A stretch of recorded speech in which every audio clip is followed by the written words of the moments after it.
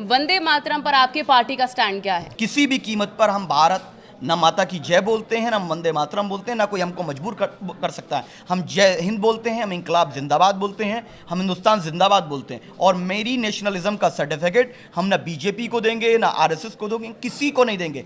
क्योंकि जो लोग ये वंदे मातरम पे विवाद कर रहे हैं, बताइए कि जब देश की आज़ादी की लड़ाई लड़ी जा रही थी तो क्या बीजेपी आरएसएस वाले वंदे मातरम गाते हुए अपने देश के लिए प्राणों की आहुति दे रहे थे? अगर दे रहे थे तो 10 नाम बता दें मैं चुनौती के साथ। कि सिर्फ मुसलमानों को मजबूर किया जाए कि आपको भारत को मां मानना पड़ेगा, आपको पूजा करनी पड़ेगी, आपको अपने धर्म के अगेंस्ट जाना पड़ेगा। जो आर्टिकल 25 मेरा फ्रीडम ऑफ रिलीजन है उसको छीनने का प्रयास नहीं है क्या है? सेकंड क्लास सिटीजन बनाने का ये षड्यंत्र नहीं है तो क्या है? अरे नेशनलिज्म को टेस्ट करने का ये कौन सा पैमाना होगा? और अगर कोई ये समझता है कि मुसलमान 25 करोड़ मुसलमानों का नेशनलिज्म कोई टेस्ट करेगा तो कोई नहीं कर सकता। जब आवश्यकता पड़ेगी तो ऑपरेशन सिंदूर के समय में कोई कर्नल सोफिया कुरैशी सामने आएंगी, बैरिस्टर ओवैसी सामने आएंगे, और जब देश को बॉर्डर पर जरूरत पड़ेगी तो वीर अब्दुल हमीद सामने आएंगे। और कारगिल की लड़ाई में आरिफ हमारा भाई लड़ा था और नारे तकबीर के नारे तो लगाए गए थे ना कारगिल जीतते समय, तो वो नारों के साथ भी तो देशभक्ति जुड़ी है। राजनीतिक लाभ की आप बात कर रहे हैं, वही एसआईआर को लेकर भी हमने देखा कि काफी उत्तर प्रदेश में भी सियासत हो रही है। 3 करोड़ लोगों के नाम उत्तर प्रदेश में मतदाता सूची से कट गए हैं।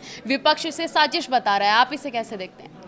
नहीं, हमने पहले दिन से कहा कि एसआईआर कराना चुनाव आयोग का अधिकार है, लेकिन उसकी प्रक्रिया पारदर्शी हो जिससे कि हर भारतीय नागरिक का वोटिंग अधिकार सुरक्षित रहे। ये हमारा लक्ष्य है। इसीलिए 5000 वॉलंटियर शौकत साहब के नेतृत्व में हमारे पूरे प्रदेश भर में मदद कर रहे थे बीएलओज की, ये हमने काम किया है। लेकिन सवाल ये है कि इतनी जल्दबाजी में प्रक्रिया की गई, फिर 2 बार उसको एक्सटेंड किया गया, और हमें अभी भी लगता है कि बहुत से भारतीय नागरिक ऐसे हैं जिनका वोट कट गया है जबकि वो भारत के नागरिक हैं।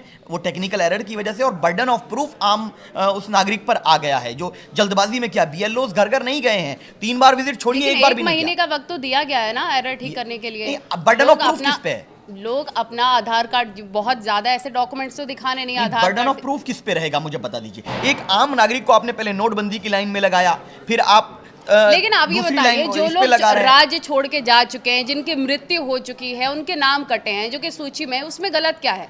उनके नाम के अलावा क्या वो सारे घुसपैठिया आप ये कह रहे हैं? नहीं, घुसपैठिया तो बीजेपी बोलती है कि जिनके वोट कट गए वो घुसपैठिया है। तो हिंदुओं का भी वोट कटा है, मुख्यतः दलित समाज का और ओबीसी समाज का वोट ज्यादा कटा है, तो वो सब घुसपैठिया हैं। लेकिन उनसे आप उनके मृत्यु हो गई है, जो राज्य छोड़ के जा चुके हैं, उनका नाम है, उनका नाम कट रहा है, तो फिर क्या गलत है? नहीं, डेटा है उसका। हाँ। 2 करोड़ 17 लाख लोग विस्थापित हुए हैं।